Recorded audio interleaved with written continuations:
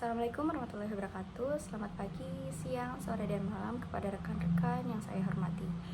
Perkenalkan, saya Rinita Suhendi dari Universitas Muhammadiyah Profesor Dr. Hamka, Fakultas Psikologi dengan NIM 2208015128.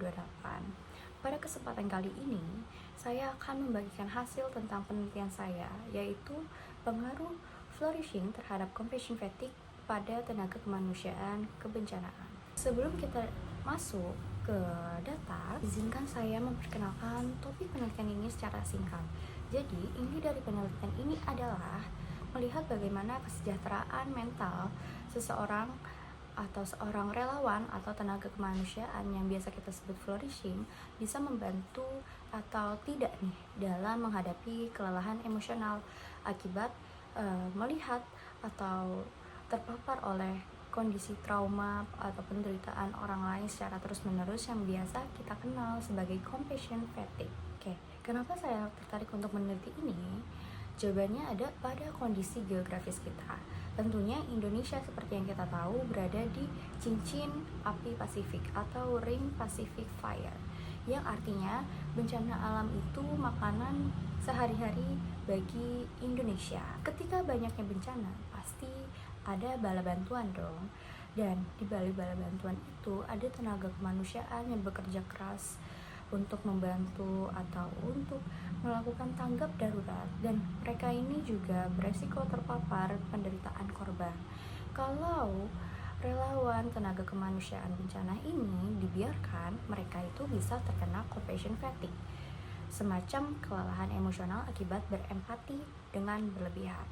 Nah, masalahnya banyak orang yang mengira kalau orang yang bahagia atau sejahtera secara mental atau emosional, mereka itu otomatis kebal dari stres, terus dari emosional. Padahal kenyataannya orang yang terlihat sehat secara mental pun masih bisa mengalami kelelahan mental ini, seperti compassion fatigue yang tadi saya sebutkan. Nah, di slide ini kita akan membahas tentang prevalensi bencana Indonesia versus global. Indonesia dari 2020 sampai 2025, sedangkan yang global dari 2024. Oke, dari prevalensi yang kita temukan itu, di tahun 2020 sendiri itu sebanyak 5.004 bencana.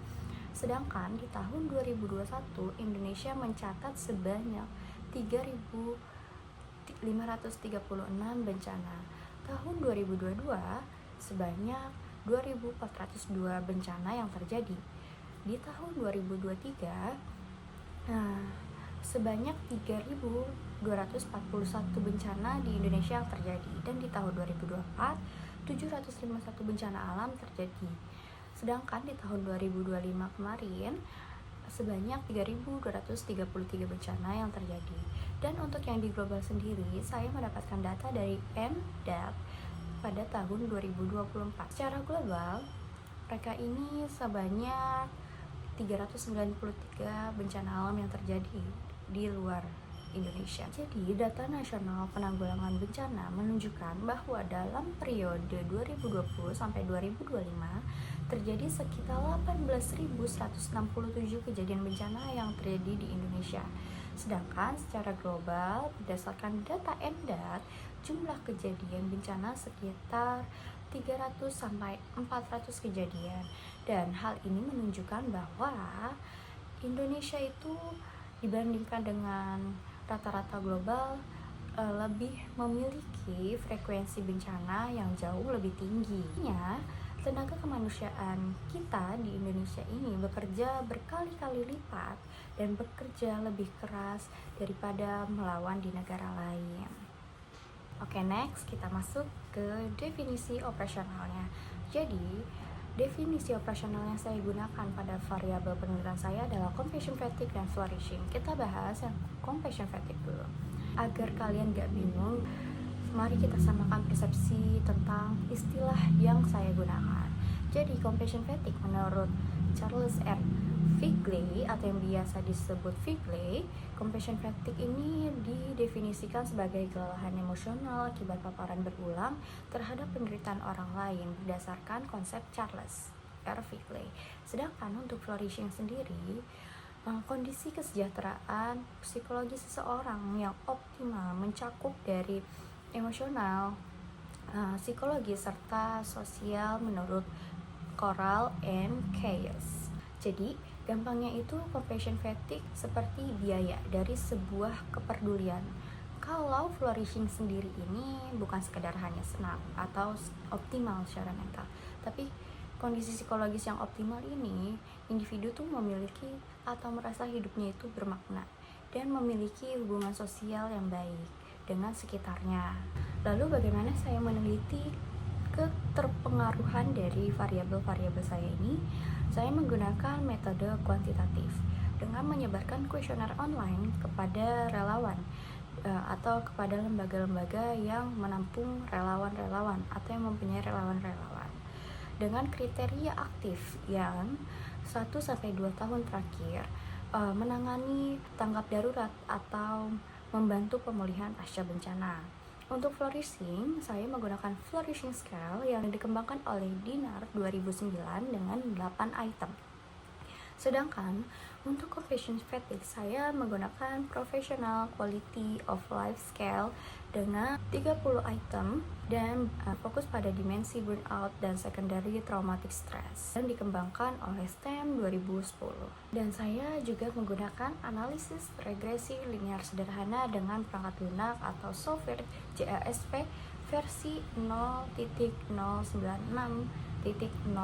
Dengan menggunakan uji regresi linear sederhana, ini bisa mengetahui pengaruh flourishing terhadap compassion fatigue, serta kita bisa mengetahui arah hubungannya positif atau negatif dan besarnya bentuk kontribusi variabel bebas terhadap variabel terikat. Berikut ada hasil output dari penelitian saya. Di sini ada ANOVA, coefficient, dan summary. Oke, dari hasil output kita baca dari ANOVA, summary, baru ke koefisien. Dari hasil ANOVA yang saya dapat, nilai F pada tabel ANOVA sebanyak 0,662 dan p-value-nya sebanyak 0,422.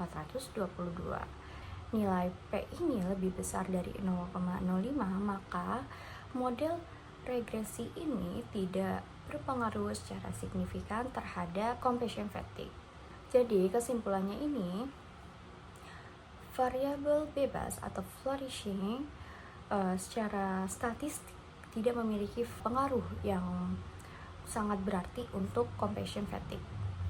Oke, selanjutnya kita bahas yang tentang tabel koefisien dan summary. Oke, kita bahas yang tabel summary. Yang summary sendiri menunjukkan bahwa nilai R ini sebanyak 0,145 yang menunjukkan korelasi antara variabel bebas yaitu flourishing dengan variabel terikat yaitu compassion fatigue ini tergolong sangat lemah. Sedangkan di R pangkat 2-nya sebanyak 0,021 yang artinya pada variabel keterikatan ini hanya berkontribusi 2,1% dari flourishing. Terakhir, berada di tabel koefisien. Dari nilai signifikansi dari tabel Koefisien sebanyak 0,422 dan angka ini lebih besar dari 0,05.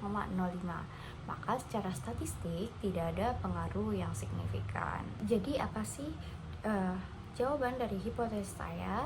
Hipotesis saya yang HO ternyata lebih banyak diterima dan HA-nya ditolak. Tingkat kesejahteraan atau kebahagiaan seorang relawan itu tidak menjamin mereka akan terhindar dari kelelahan emosional saat terjun ke lapangan. Nah, korelasi atau hubungan antara dua variabel ini sangat lemah dengan nilai R 0,145 dan flourishing ini hanya memberikan kontribusi sebanyak 2,1% terhadap variabel terikat yaitu compassion fatigue.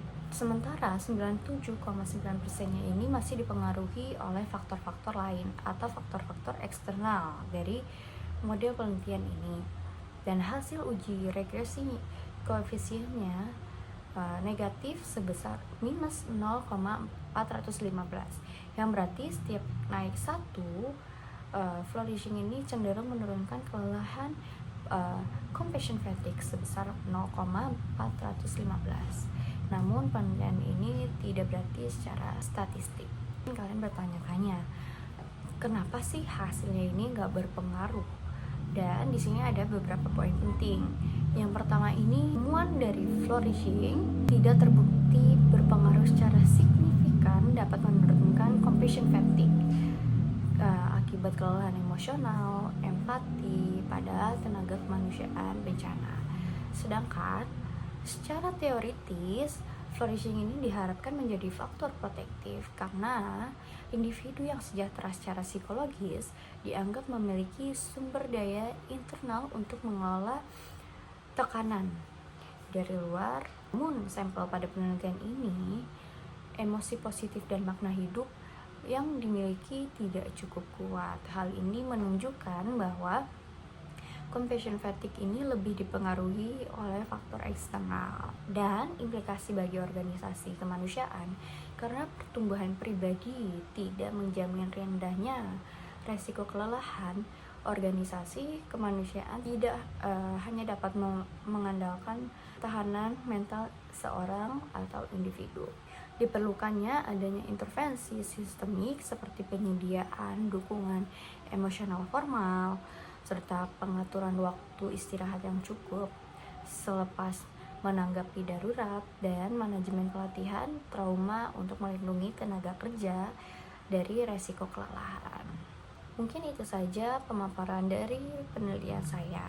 Semoga penelitian ini bisa menjadi pengingat bagi kita semua untuk lebih memperhatikan kesehatan mental para pejuang kemanusiaan di garda terdepan ketika Indonesia menghadapi bencana alam. Terima kasih atas perhatiannya. Wassalamualaikum warahmatullahi wabarakatuh.